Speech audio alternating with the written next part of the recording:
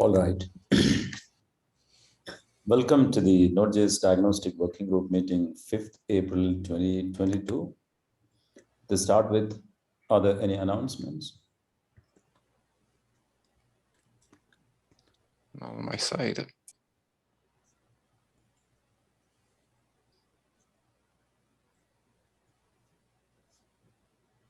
Okay, the one which is obvious by this time is the Diagnostic Working Group meeting has been split into two slots, two discrete time slots that fit everybody's availability. 3:30 p.m. UTC and 10:30 p.m. UTC, and this one is the first slot. And henceforth, this time slot will be prevalent with 2 weekly cadence for each of the slots.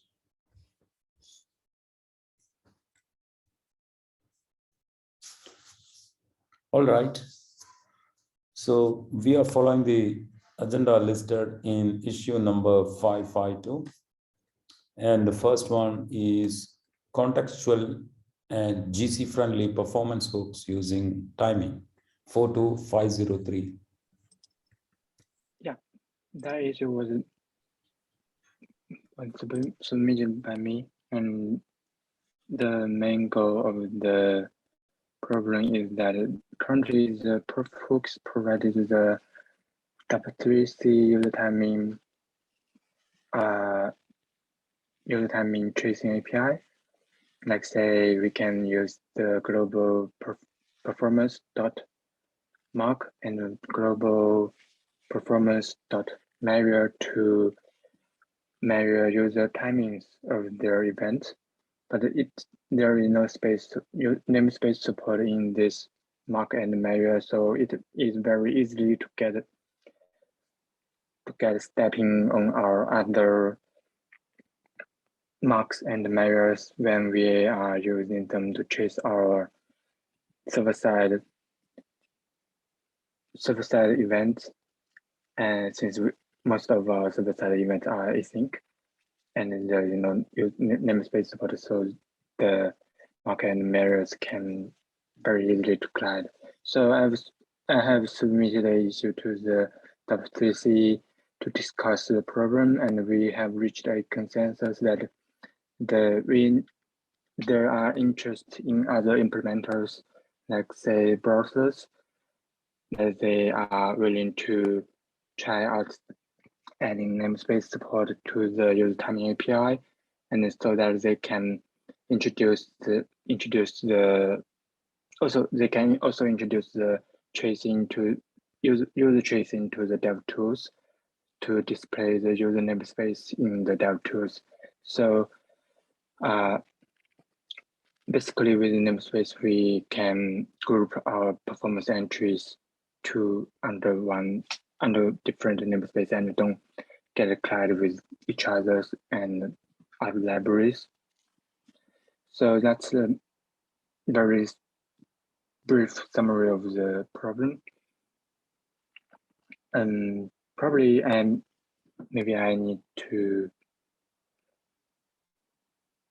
show. I'm not sure how we can show the screen of the issue so that people can have a basic view on the issue. Maybe Josh, can you? I'm on our device that I'm not being able to present. Maybe can you help me to present the issue? You want me to project the issue? Yeah, right.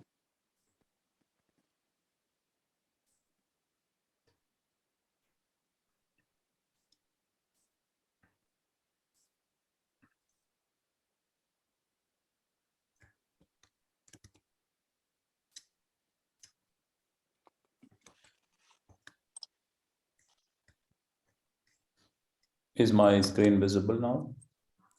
No. I can give it a try if you want.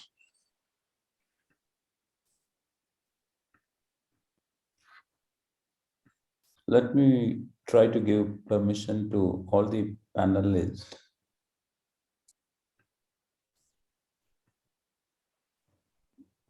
Legendikas, can you try now sharing the screen? Let me see.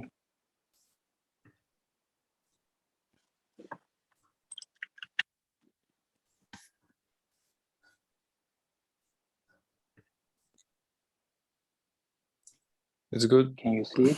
Yeah. Right. Thank you. So it's a very brief summary of the problem, and people can see the detail in the description of the issue. So basically, we are describing the API provided by Performance, which is also available globally. So that's similar to what we have in the browser environment. And we have been presenting to the WCC since it's a API defined by the WCC standard organization. So every time we have our own interest to add new features, we have to also to modify the spec of the WCC side. So basically the problem is about the performance.mock and the performance.measure being without a namespace, we can collide with each other in an async event.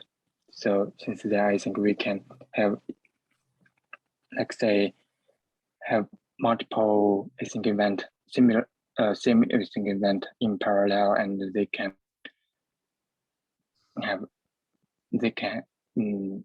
collide with each other since they have same names. So that's the problem of the issue. So I'm submitting since we have a very brief early consensus on the WCC working group. So I'm submitting the issue to node.js to see if there are interests or any feedbacks to the idea of this problem. And I'm suppose we are going to draft the spec changes to the user timing of WCC working group. So that's all I have for the topic.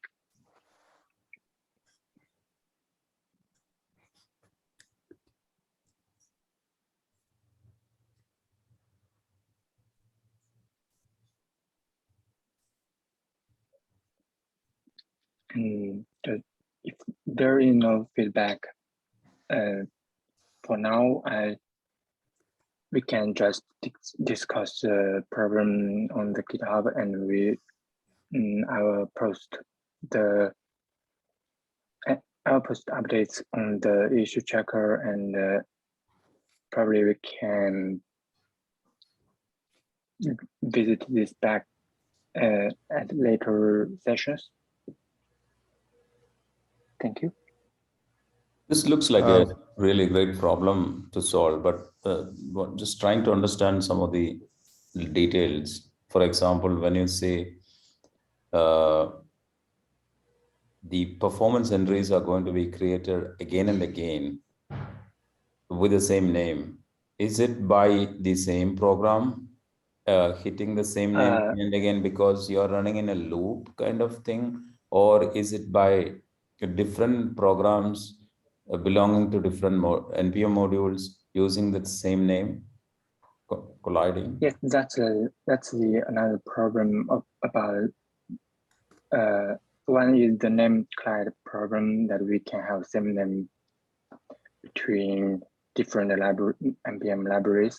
They can have same name, same entry name, so their marks and measures may collide.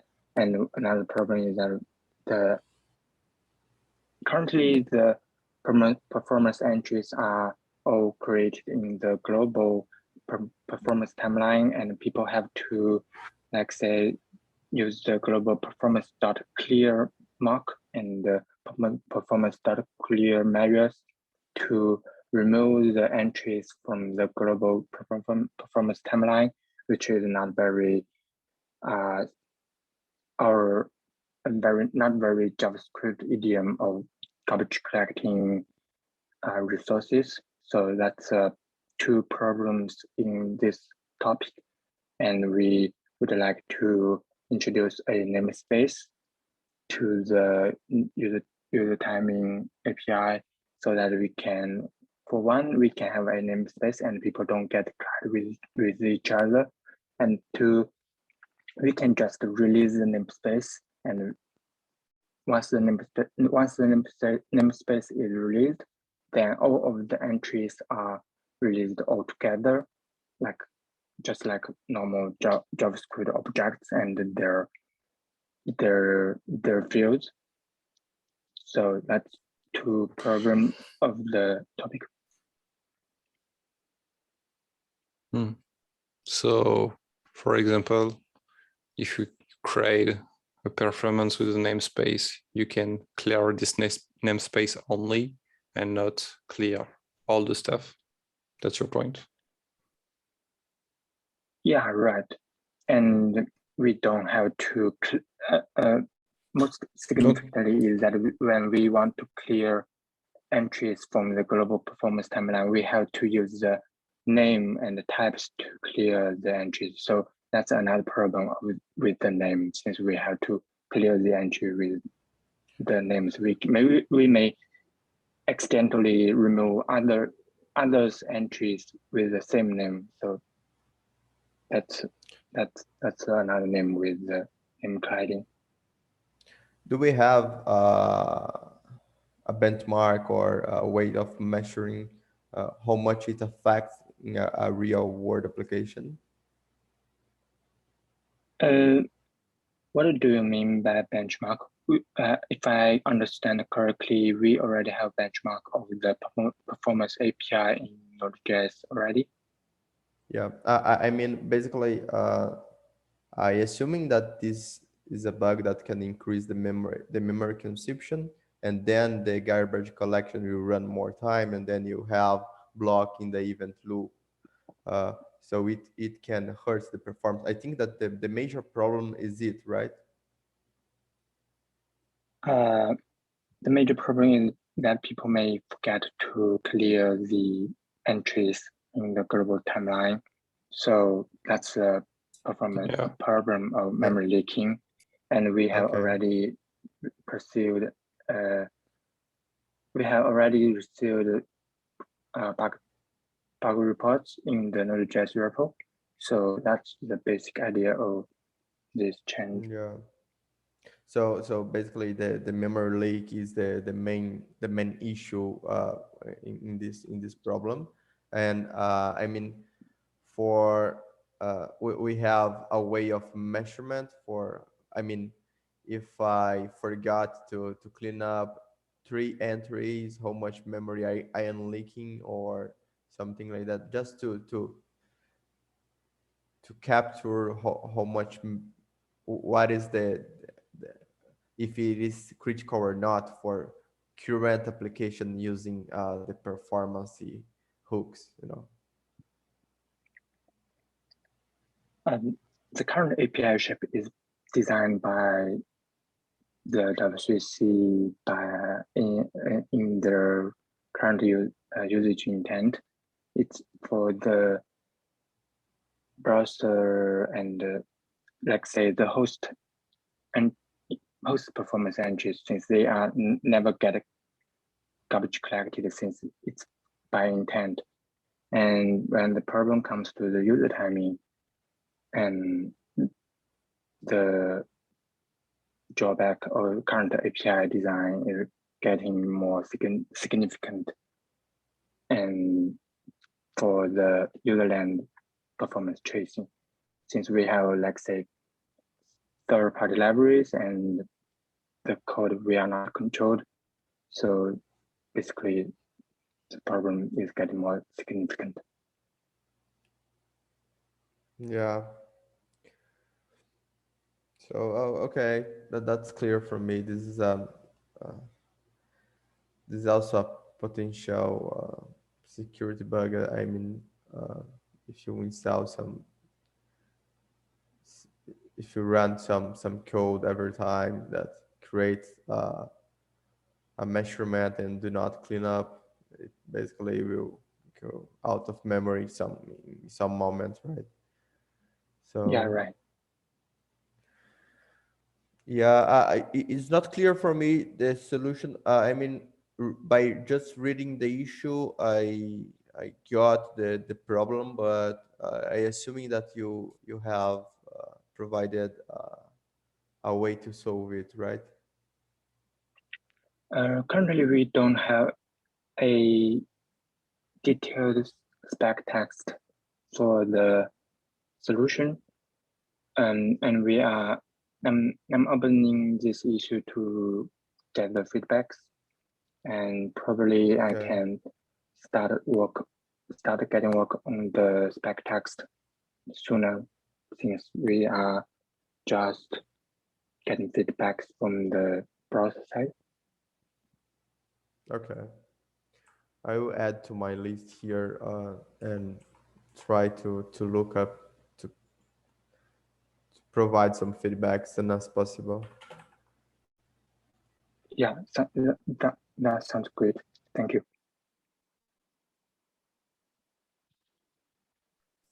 Thank you.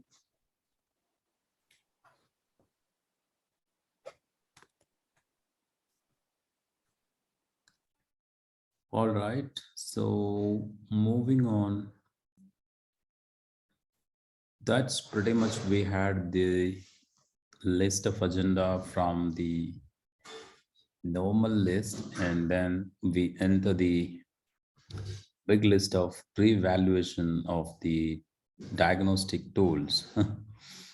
So if I remember correctly, we pick choose one on the list from the top to bottom and then start discussing on that, make the progress, and then pick choose the next one based on how much the time permits us, right? Yep. Yes. Okay. So the first one is 549 MDB V8. Yeah, actually, I have a question in that situation because there are some tools that most of us is unaware. I mean, is maintained by other folks that is not from diagnostic, so we don't have too much information to say that it is still under maintenance or uh, nobody nobody uses it anymore. I just want to make sure that we have what is the list for a tool to be accepted. I mean, in the tier one, tier two. Usually, the tier three is the is the tool just to to stay on the on Hadar, but not provide any tests or anything, right? But and what about those modules that we don't have much information about?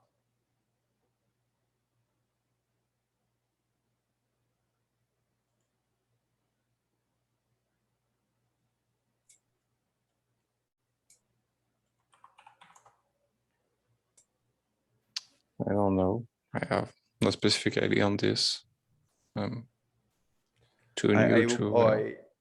Yeah, I opening the document to see if we have something clear there. So the tier one and tier two qualifications are pretty straightforward. Uh, tier three says it's, if possible, its test suite will be run at least in nightly of the node.js CI. But interestingly, none of these qualifiers mention anything about,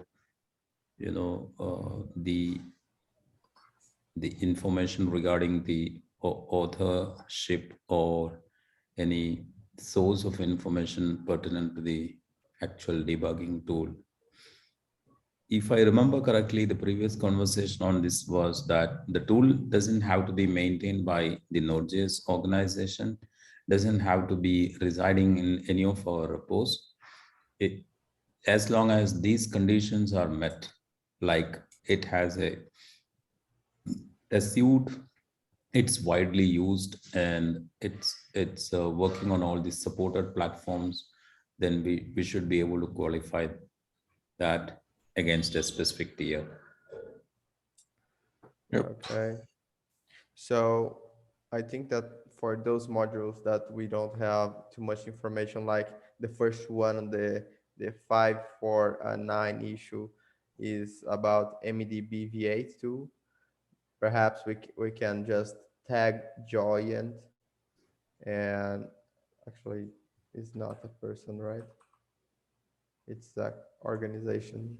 Yeah, it's a great organization. So I'm not sure what we can do in that situation, because the last release from these two, as far I can see in the GitHub, is in 2020.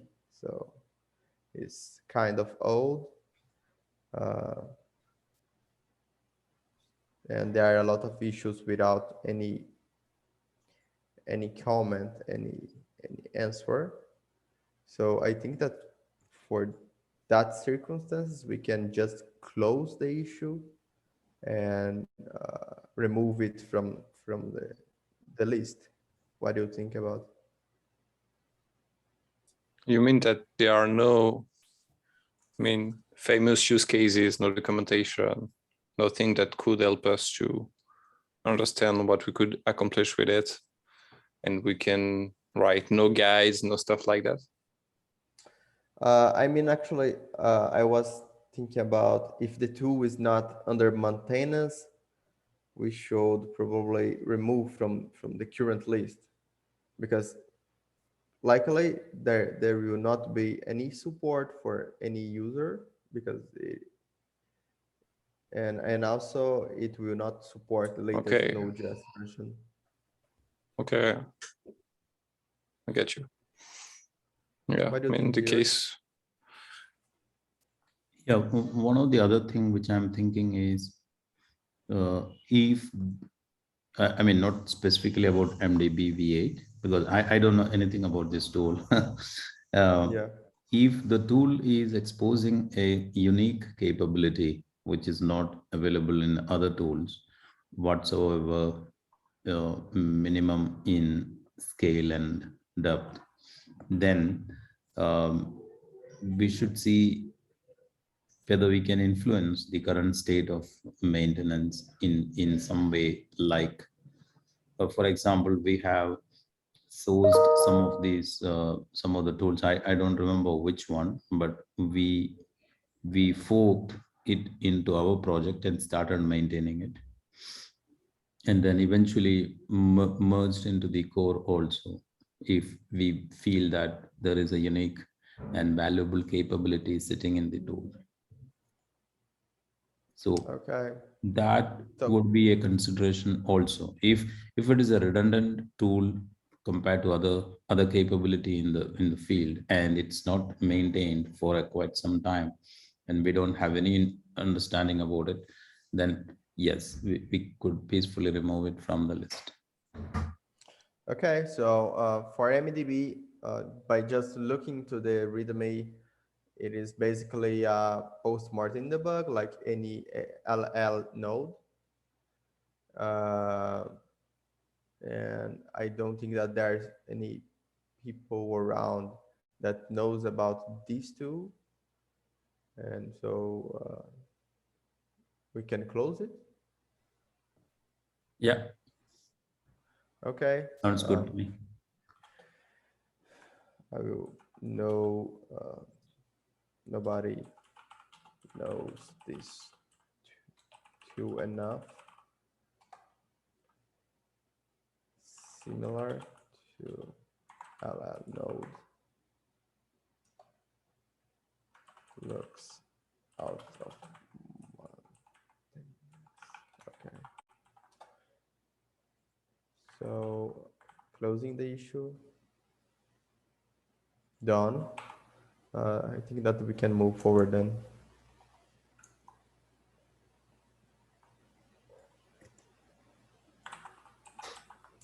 Next is node-hipdump 548. Yeah, this one is a bit weird because I don't see any NPM module with this name. Yes, me too. So I don't think that it ever exists. Or heap dump. I mean, in one word, that one, but I don't know if it's the good one. So we definitely have two alternatives. One is a hipdump tool without the node dash prefix to it. And then we also have the same capability integrated into the node core as an API, which is under the V8. So what Yeah. the NPM tool used to do is basically available as a public API. Native. Yeah. There may be very thin use cases wherein you would want to run it as a module versus an API. I don't know what is that advantage or disadvantage, but yeah, no dash heap dump should be deeply redundant with the other two alternatives. Okay, just close it. Yep. We can move forward. So when we close the issue, I mean, do we also take an action on adjusting the tool from the original list, either mark it as Yep. discussed and found to be not used, or remove it from the table altogether? Yeah, I think that makes sense. So adjusting the table or removing the list from the table has an advantage that it will have wider visibility from the core folks. And if at all there are some information rested with somebody, we will come to know about it.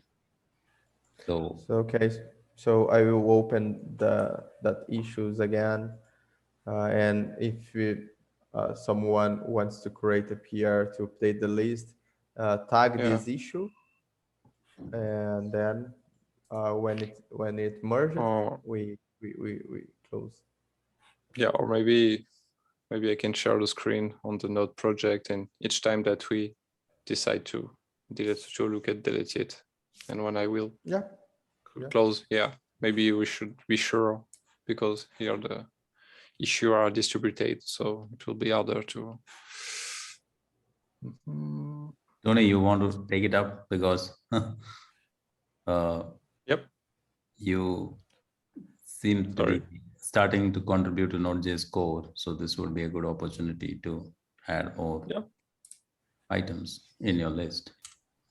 Yeah. I didn't remember where is the like up here. So that one. So the memory MDB V8, we are agree on that to move it out, not heap dump, move it out. Yes. And then we can iterate and yeah, I think that I think that might make sense to remove, create a PR, and then tag the issue and remove the other one and create another PR for that, because the discussion might be a bit slight different, you know. Okay. You mean one PR for each item, right? Yes. Yeah. I didn't get this. Okay. Because if you open one issue, one PR for all the removals, there could be multiple issues. One is that some conversation on a specific tool can unnecessarily drag the whole PR from landing. Okay. Secondly, we have one issue opened in the diagnostic repo for each of the tool. So it makes sense to have a one-on-one association. Makes sense. definitely makes sense. And also, yeah. Okay, Could so have. let's move forward. I think that we can move forward, and then Tony, can you create the PRs later? Yeah, yeah. Okay. Yeah, I will. I mean, anyway, I will create PRs after the call to avoid overhead. So just before going to the next item to the list, I think that can we jump to 2 specific items, because those items is the one that I'm working on. So maybe in the next meeting I will not be here to discuss. So is the item 538 and 537. Okay, makes sense. Yep. So Oh, node X. dash clinic 537. Yes, and sorry. Yeah, go ahead. I'm a member of Node, the Clinic.js. I currently maintaining all the suite of tools. It is supported by all the Node.js versions. And yeah, I think that it is getting more usage. In, in the start of this tool, in the beginning of this tool, it was it was created by Nearform, but right now it is fully open source in a different organization. So I think that might be good to keep in the list, but instead of uh, but moving it to a new target that is, let me see, is the tier 3, I guess. Yeah. Or actually not, should be tier 4, because otherwise it will Currently, kill off the release, right? So somebody right. mentioned it as too early. I don't know when Yeah. was made over there, but Yeah, it was in the start of the project, but okay. in 2020. Yeah, I have heard enough on Node Clinic. So definitely there is usage in the field of this. So the only tier 1 tool, which is the diagnostic report, was in the unclassified section. I made it into tier 1. So I might have the procedure or the qualifying criteria. Okay, the criteria is right there in the page, the tier 1. So I basically what I did is I strictly followed the tier 1 criteria and made sure that each of the checklists are adhered to in the development process itself. And that's how I elevated into the tier 1. If you want, I can get that PR, which has the checklist.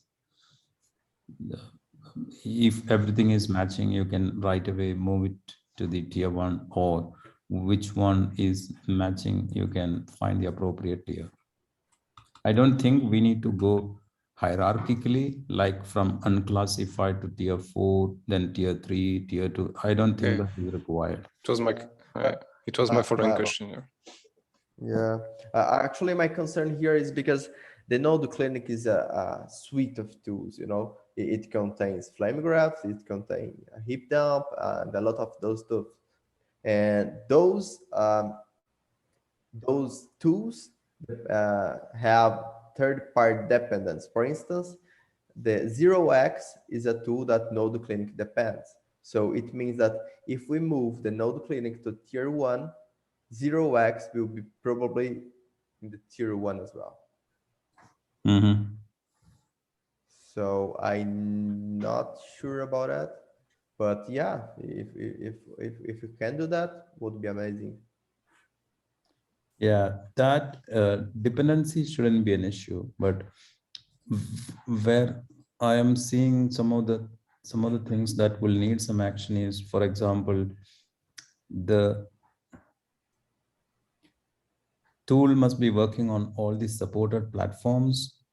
The tool must be open source, and I believe we should have tests in the CI or in the SIGIM.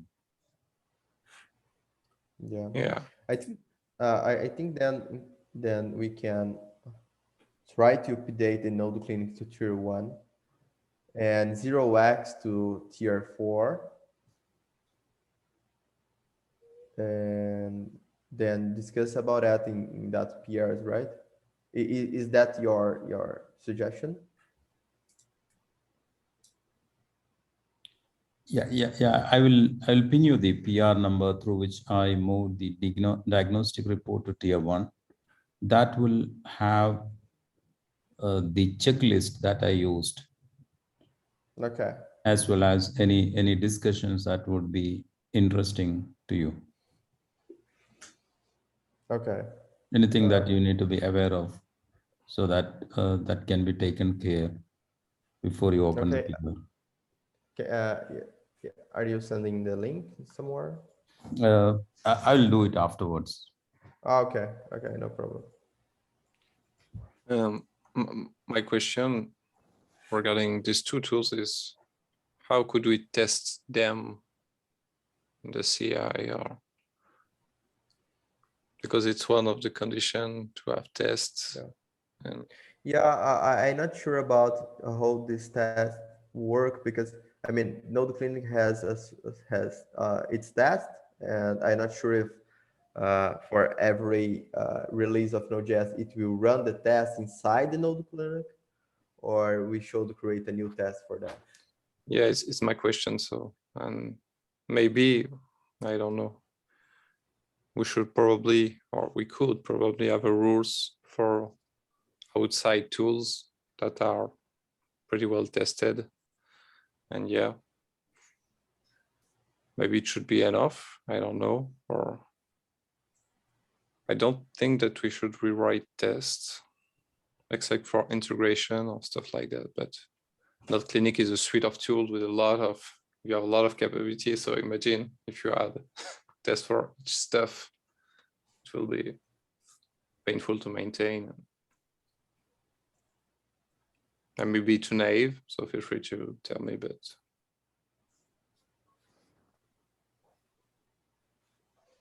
I mean, So for me, I think, yeah, I think that when you open the PR to update the Node Clinic tier list, we can probably discuss there, because yeah, yeah. okay. Okay, I just found out the PR number. I pasted in the chat the Thanks. PR Okay. which I used for elevating diagnostic report.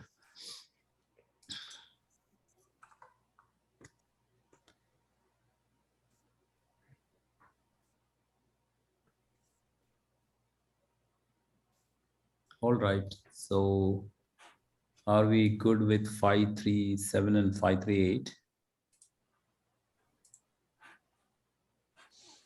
It seems, yeah. Yeah. And for 0x, I think that we let it like this. Yeah, and I think can that for just zero, move it to tier. Yeah. Yes. Okay. All right. The next one is 547, which is llnode.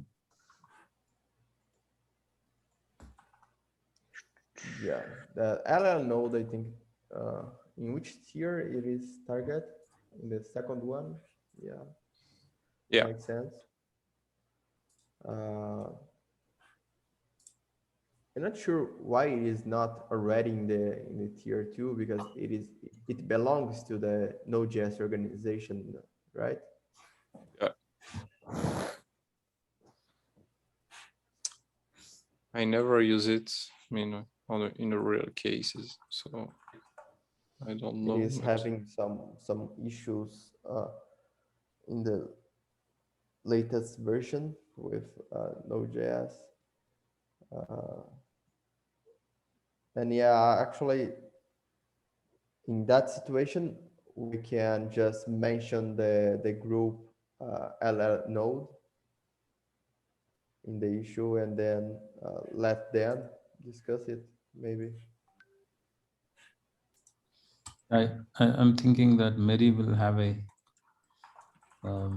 authentic information on llnode for two reasons. One,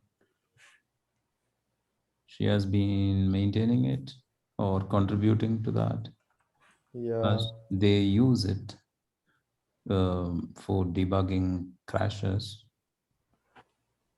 So I know that it provides unique capability in native crash debugging, but what I don't know is how much is the testing support from the node.js core and how stable the tool is. yeah, One of the challenge Okay, with the testing is it's not a trivial thing to test because you need to create a crash dump and then launch it and run some automated script to get some diagnostic experience and then validate. So it's definitely a huge task to check the functionality in an automated manner. okay. And okay.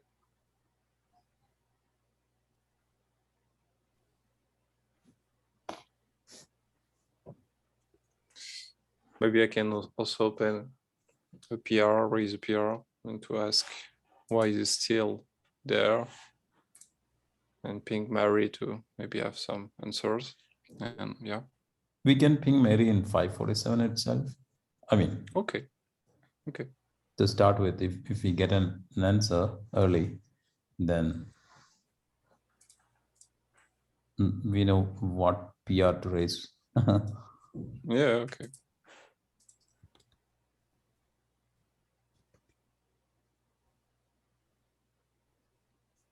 Okay. So moving on, 546, which is chromedevtools.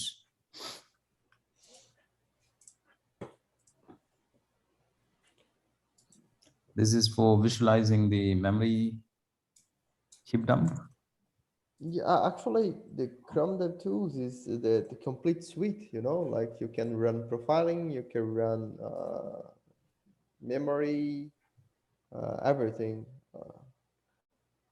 That is unclear for me to stay there, because you know it's like a V8 thing. So once the V8 is fully supported by Chrome, we don't need. I don't think that we should have do something here, because it should be, it must be tested by the Google and by the V8. So if the CDT don't works, the node.js will not work, you know. Yep.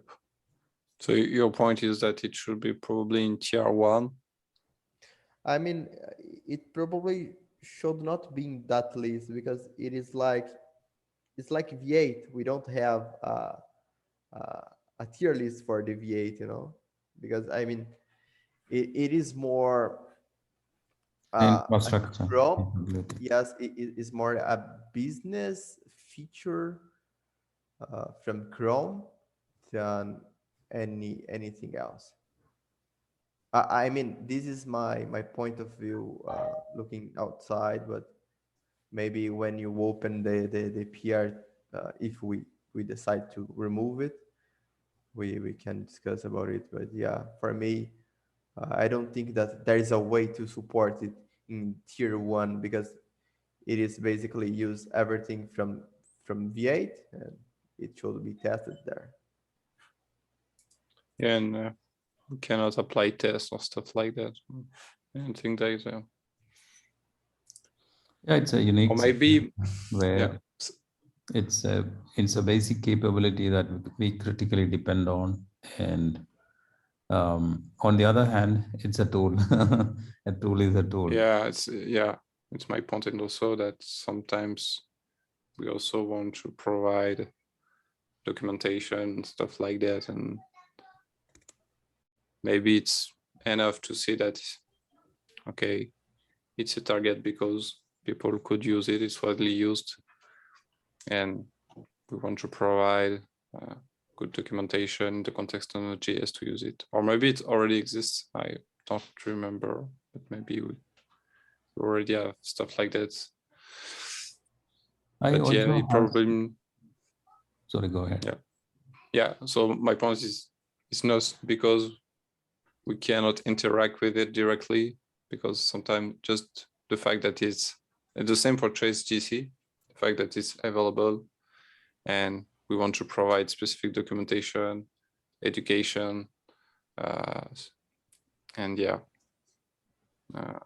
I think that it could be nice to have it, but maybe in the tier one, for sure. I understand your point, but delete it, I don't know. I also think that this suite of tool, CDT, have server-side APIs for debugging the code. I don't know the exact nature of the debugging, but looks like it's something like inspector, similar to inspector. Yeah, it used the inspector protocol to do everything, like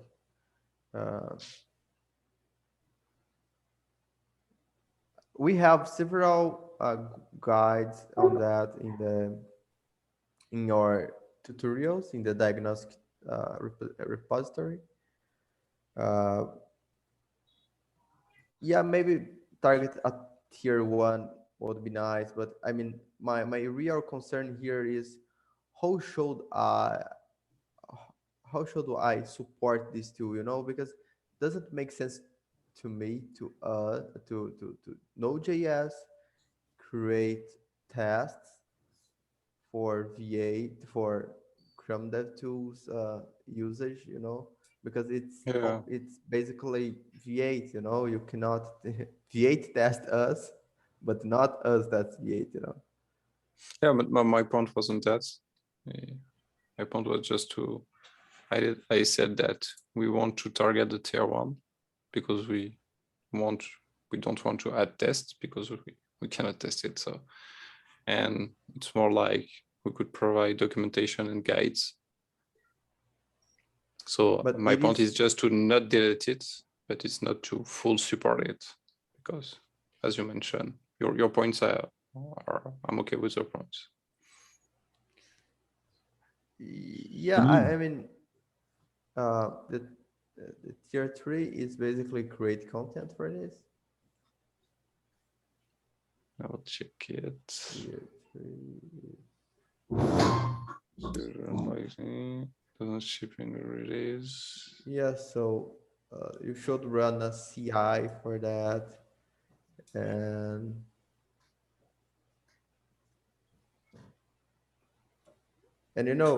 that currently we have several guides that use CDT.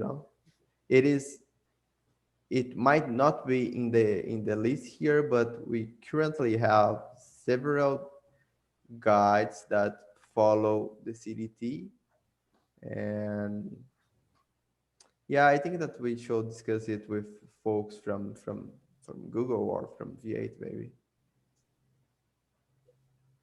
I don't know. I don't have clue about it. So just wondering, should we defer the decision on this to the next meeting? Yeah, probably. I think so. Yeah, another round of discussion maybe. Yep.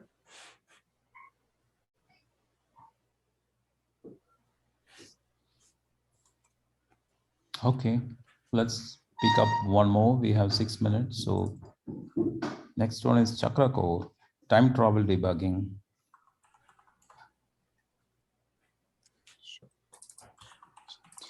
Never use it. Is this one that I have pasted here?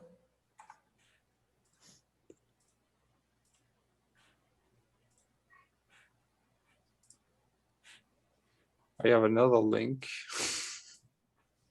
Yeah, this one looks to be the guy.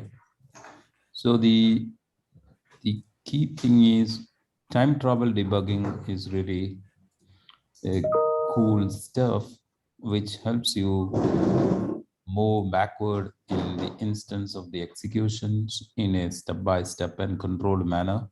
But then if it is relevant only in the Chakra core JavaScript engine, which is obsolete, Oh, not used anymore, then yeah.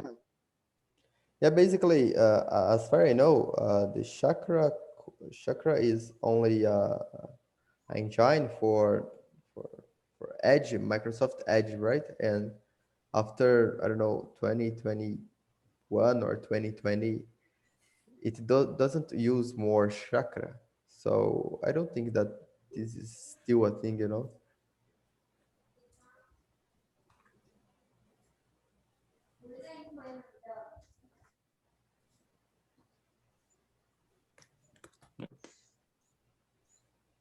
What do you think? earlier Microsoft guys used to collaborate with us both in the core as well as in the diagnostic working group in implementing and supporting some of these Chakra debugging features, but looks like that is completely abandoned. Yeah, I don't think that it is supported or even close to support. So yeah, I think that we should delete it, right? Yeah, makes Agree. sense. Yep. Okay. Yep. Yep.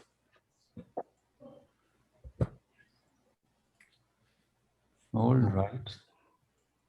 I don't know if you want to move on another item, but I want just to mention something about TraceGC, if I have 1 or 2 minutes. Sure. Yeah. So we recently added TraceGC to the list, and then add a few tests or run tests. And I would think that it could be nice to have a guide to use it. And I just wanted to share with you and know if you have doubt or if you want to give me a few insight. My point of view was that as when you run this command, you have mark, sweep, scavenge events, and probably people are a bit scary of meaning of this stuff. So it could be start with a little guide to just give you insight and explain how we could use TraceGC to, for example, try to spot a memory leak, or if we think that it could have a memory leak, and then if we see that we have few mark sweep operation that doesn't clean memory, then you could have a memory dump to find and stuff like that. But basically, it's not. We currently have an issue that you was working on about it in the diagnostic. I will. Yeah. You're So right. basically, this is the guide, you know. Yeah. I start to add it as on the list. Then I had test, and I want to add a guide, and I will probably create an issue on diagnostic to explain all the process. And we could discuss there. Yeah. Sorry for that. No problem. No problem. Thanks. And so it's we are on top of the hour, so I think there's a good 1 hour we spend. We should continue the discussion in the next meeting. Yeah, I probably won't be there because I think it's 2 or 3 mornings my time. So yeah, but maybe I will try, but I'm not sure. Yeah, don't worry. We can discuss in the issue if needed, you know. Yeah. And about the llnode, I would probably write something and ping Mary. It's okay for you, or some of you guys want to take care of it? Go ahead. Okay, just to not forget it more than, all right then. Thanks everybody for joining. talk to you next time. Bye bye. Take care, guys. Bye. Bye.